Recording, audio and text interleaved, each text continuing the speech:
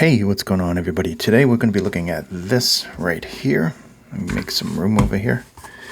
This is the StarCity 5 Pro from Rose Technics.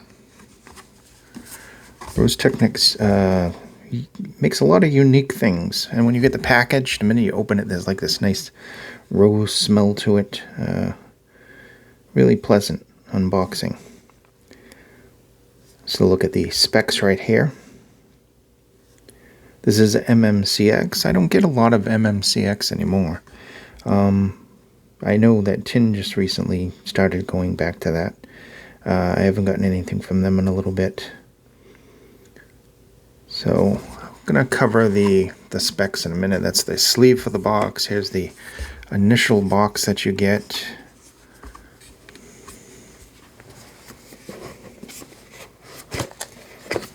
Which I had upside down because it says Lightyear.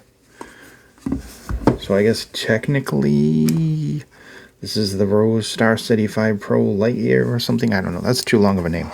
We're just going to call it the StarCity. Sounds just like Rose. Manual inside there. A bunch of these tips that you get. Wow, inside the box really smells like roses. Wow.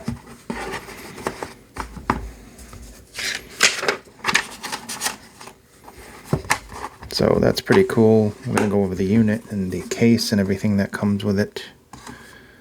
Put that over there. That off to the side. Okay. So here is the case.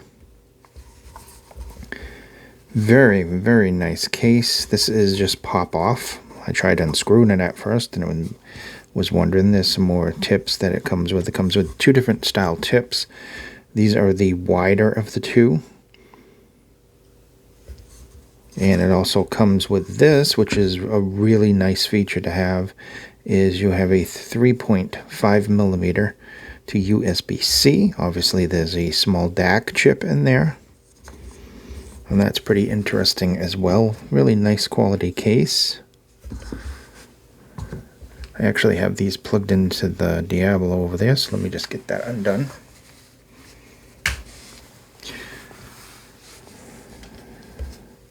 So it is a 3.5. The cable is nice, not quite as nice as the Quiet C cable, which I thought was amazing, but it's a decent cable overall. Kind of reminds me, it's tighter braided, but it reminds me of the Shazi 1.2 cable. That I think was a little looser braided. So what a unique looking shape. It is ergonomic toward the back and well rounded, but it's got this unique shape in the front with this little vent there. And does it say Lightyear? Yeah, it says Lightyear on them.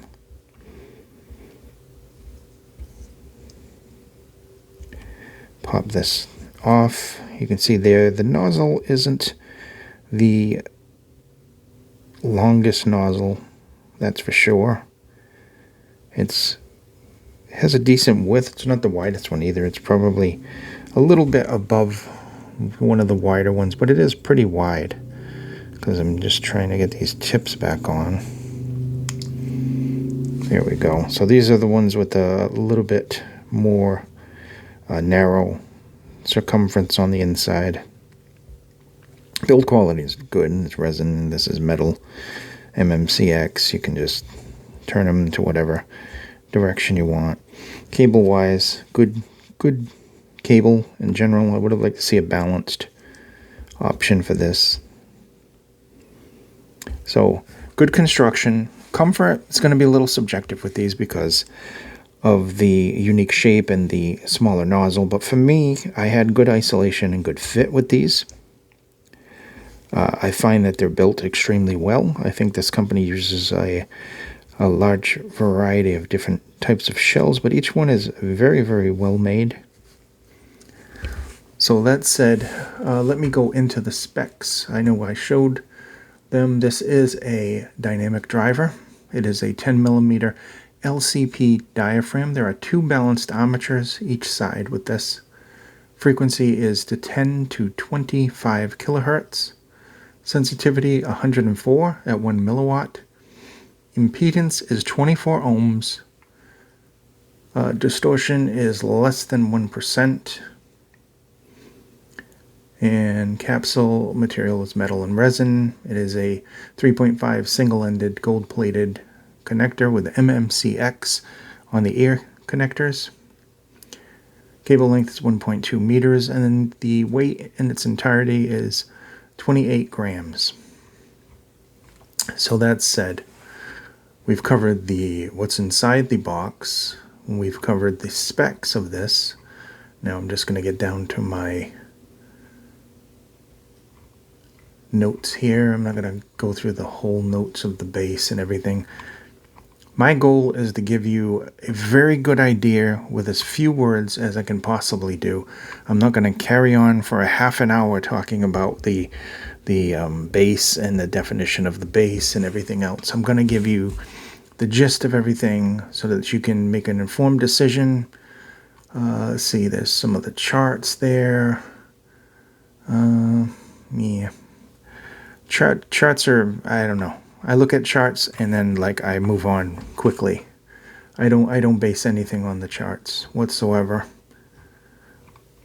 I've seen some pretty horrible charts, and they've actually been a good IM that I actually enjoyed. So anyway, getting on to this.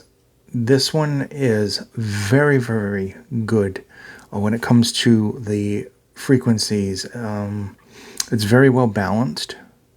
There is some really good bass here, some nice texture, some wonderful kind of control to the bass, nice depth to the sub bass, but it isn't far from bass head territory.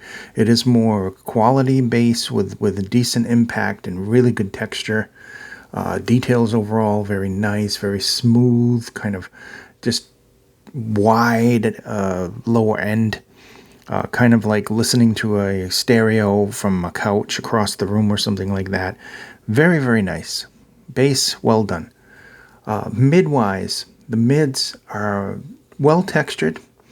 They have kind of a nice hint of warmth in the lower mids, and then a more enthusiastic brightness in the upper mids. And that doesn't mean that they're shouty.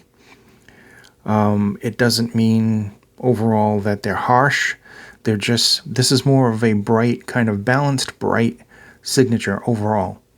Now, there's good detail in the mids. Male and female both sound really, really good. They have kind of excellent note weight. Even though this is technically a V shape, and I'm doing technically a V shape, it's a very mellow, soft, mild V shape, you might say, or maybe it's a wide V shape or something like that. But technically, it's a V-shaped IM. I didn't notice a heck of a lot of recession in the mid-range. I found the mid-range was very clear.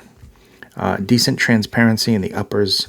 Like I said, a little bit of warmth and lushness down in the lowers. Made it very, very pleasant with that nice hint of bass. So you're not missing out on the bass, but you're definitely not getting bass head, bass there.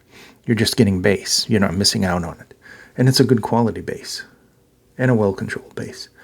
Overall, the sound is just very cohesive. I mean, it has some musicality to it. It has some detail to it. There's some smoothness right across from the upper to the lower.